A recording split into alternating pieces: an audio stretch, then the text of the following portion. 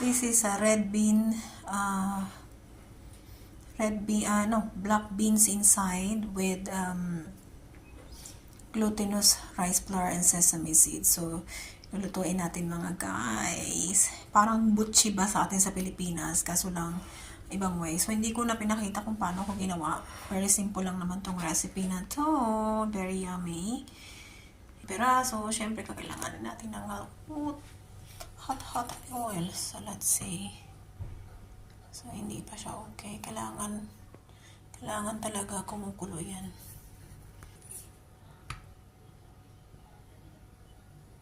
So, mainit na siya mga guys. So, lalagyan na natin. So, lagyan natin siya dyan.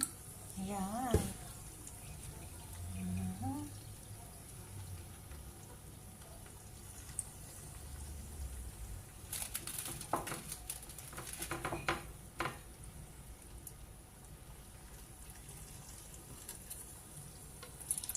Kailangan wag lang overcrowded. So, wait lang natin siyang maging brown and then okay na yan. Ganun lang yan. Pasimple. Very simple.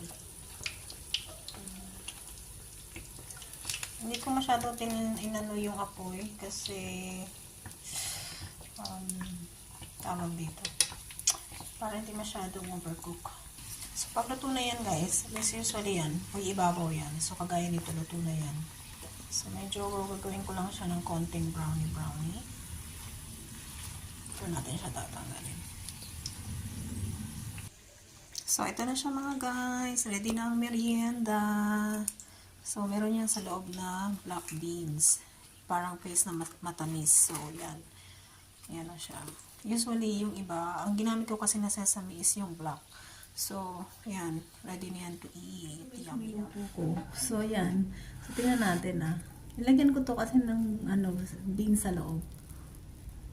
Yun lang. Look at this. Oh. Taste natin nga guys. Tumaas yung aking camera. Taste natin kung anong lasa.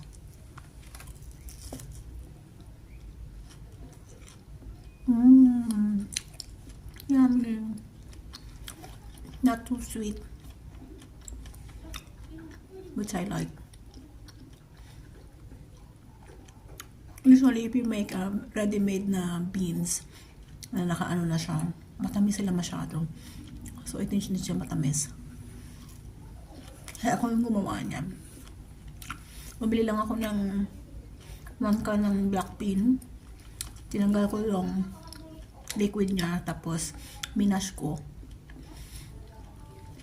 And then, hinaluan ko lang, since may konting salt na yon, so hindi ko na siya binaderd.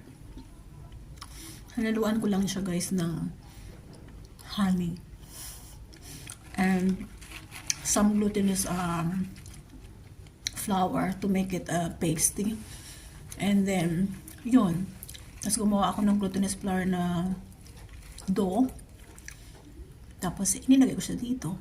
Pwede mo siyang i-steam guys, or it's either i-deep fried mo siya or air fry mo siya. Napakagandang snack, di ba? Amazing. Susunod ulit mga guys. Madali lang siyang gawin. Kaya, kumbaga parang nakita ko na lang kung paano yung yung pagluluto niya. But then, all you need to do here is 1 can ng red bean or black bean o kahit anong gusto mo. Tanggalin mo lang yung niya, yung liquid. Remove the liquid, mash it. Put some honey in it or sugar if you want to, or if you want some milk or powdered milk is also good. And then make it a paste or a bowl. And then to make the dough of glutinous rice flour, you need to just glutinous rice flour, just put warm water in it, mash it until you form a dough. And then you should have your sesame seed also. So yung sesame seed na ginamit ko kasi I have already na yung black sesame seed. So inano ko lang siya. Pagkatapos ng dough, nung nilagay ko na yung filling sa loob at pinlatan ko siya, saka ko lang siya idinip dun sa black sesame seeds. And then ito, I fried it. So nasa sa'yo na kung anong gusto mo. So gusto mo i-fry, air fry, or steam, it's all right, it's okay.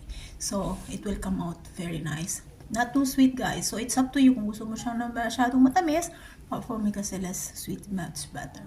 So enjoy again your another meal from Sempre Rowena. Amazing. Sarap.